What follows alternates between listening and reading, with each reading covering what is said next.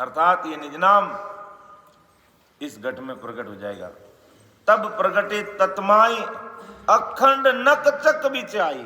अखंड नक चक पूरे शरीर में ससरूप साहिब की सता पूरे शरीर में प्रकट हो जाएगी। रग रग रोम रोम नस नस नाड़ी नाड़ी अंग अंग में ऐसी भारी कृपा उस जीव पर हो जाएगी और अद्भुत शक्ति का एहसास उसको हो जाएगा। और अपना आप उसको लगेगा कि वास्तव में मैंने अब कोई चीज हासिल की है। और जब तक वो चीज इस घट में एहसास नहीं होती है तब तक हमें 101% निजमन महाराज को देकर के लगातार निरंतर सत्संग सिमरण सेवा हमें करते ही रहना है। इसमें कहीं ढिलाई नहीं करनी है। संसार का काम अपने प्रारब्ध अनुसार जो होना होता रहेगा, उसकी हमें ज्यादा परवाह करने की जरूरत नहीं, ज्यादा चिंतन मनन करने की जरूरत नहीं। ज्यादा चिंतन मनन करना है तो मेरी जो ये सांसा रूपी पूंजी सस्वरूप साई परमात्मा ने दे करके इस कलयुग में 77 करोड़ 76 लाख जो सांसा रूपी पूंजी दी है, और उसमें से अधिक इसका सदुपयोग सत्संग सिमरण और सेवा में कैसे हुए, इस पर हमें विचार करना है। तो अमर जड़ी बिन बायरी सब ही जड़िया एक झांसू जावे रोग रे। अमरन हुए देख सकल करणी यूं भाई। ब्रह्म लग सो जाई मौक पहुँचे नहीं कोई। ध्यान भजन सुख राम के लिव लग काची देख।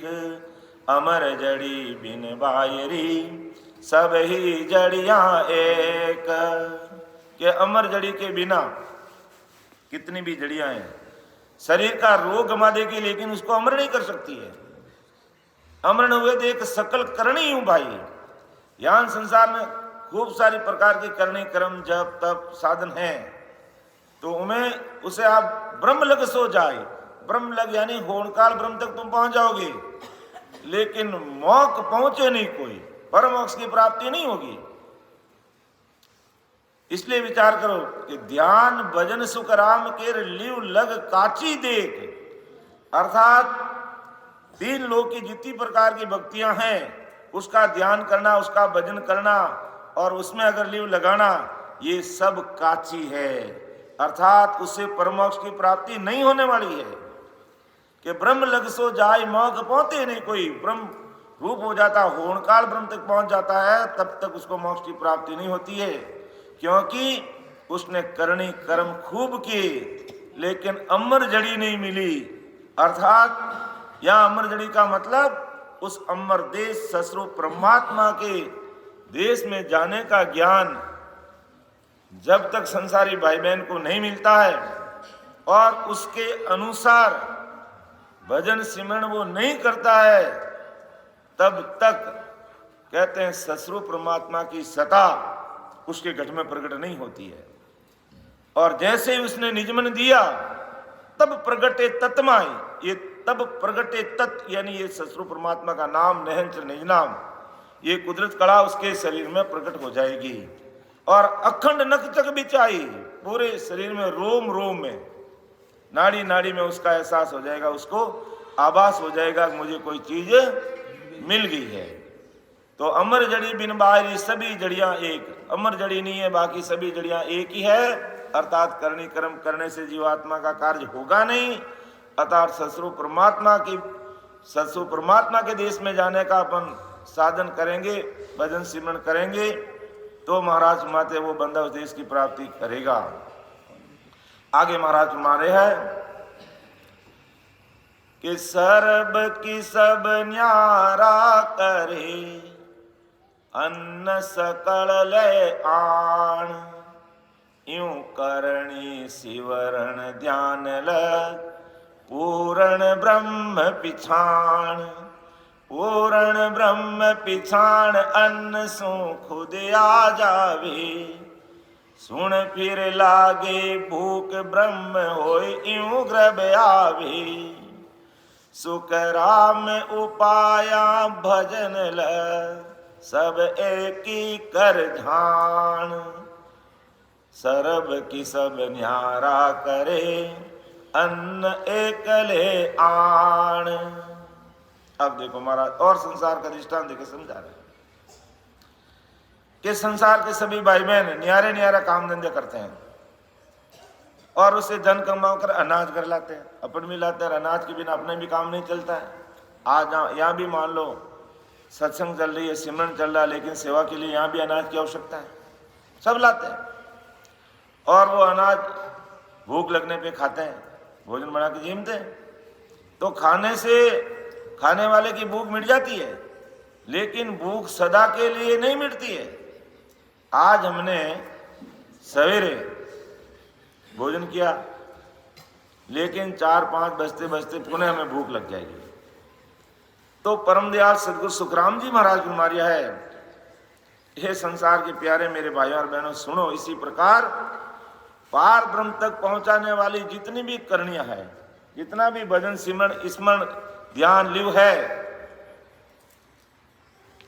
तो उससे हमारा काम नहीं होने वाला है। क्योंकि हमको पार ब्रह्म तक और पार ब्रह्म तक जीव को वापिस संसार में आना पड़ता है। तो इन पार ब्रह्म की करणियां स्मरण ध्यान लिव के उपाय से जीव माया को त्याग कर माया के परे पर ब्रह्म में पहुंचकर ब्रह्म बन जाता है, यानी होन काल ब्रह्म तक पहुंच जाता है। तो वहां जीव काल के दुख से मुक्त होता, परंतु वहां उसे सुख नहीं मिलता। काल से कुछ समय के लिए उसे मुक्ति मिल जाएगी, दुख नहीं रहेंगे, लेकिन सुख भी नहीं रहेंगे। तो वहां उसे सुख की भूख लगती है।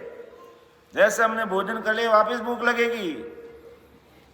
हम पार ब्रह्म तक पहुंच गए, लेकिन संसार के जो 5 विषयों की भूख हमें वापस लग जाएगी, वो हमारी भूख मिटेगी नहीं। उन विषयों की चाहत के कारण हमें वापस जीव भाव में आकर के मनुष्य शरीर धारण करना पड़ेगा और फिर दुखों में पड़ जाएंगे। तो भोजन किया, भूख तो मिट गई, लेकिन फिर भूख लगी। करणी कर्म करके हम ब्रह्म रूप हो गए, होन काल पार ब्रह्म तक पहुंच गए, लेकिन संसारिक जो सुखों की चाहत थी वो हमारी खत्म नहीं हुई, क्योंकि होन काल तक खत्म होती नहीं है। आदि अनादि से वहां से आने की रीति है, वही आकर पहुंच गए वापस, तो फिर हमें वापस आना पड़ेगा। तो ये चाहत खत्म कब होगी? क्योंकि हमें जो सुख मिलने चाहिए वो सुख तो वहां है ही नहीं। तो फिर सुखों की चाहत में वो इस धरती पर वापस आएगा, जन्म धारण करेगा, फिर त्रिगुण माया के बसारे में पड़ जाएगा और करणी कर्म जब तक में पड़ जाएगा, फिर वहां जाने की कोशिश करेगा।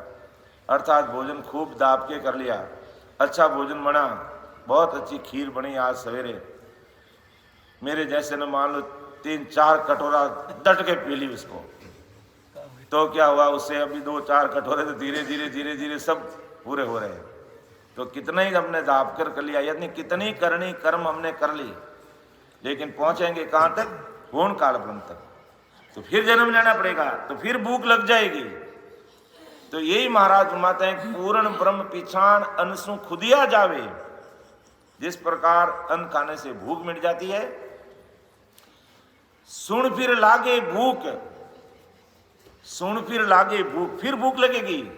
ब्रह्म हो यूं गर्भ आवे, यूं ब्रह्म तक पहुंचा, ब्रह्म रूप हो गया, होन काल तक पहुंच गया, लेकिन फिर उसको गर्भवास में आना पड़ेगा।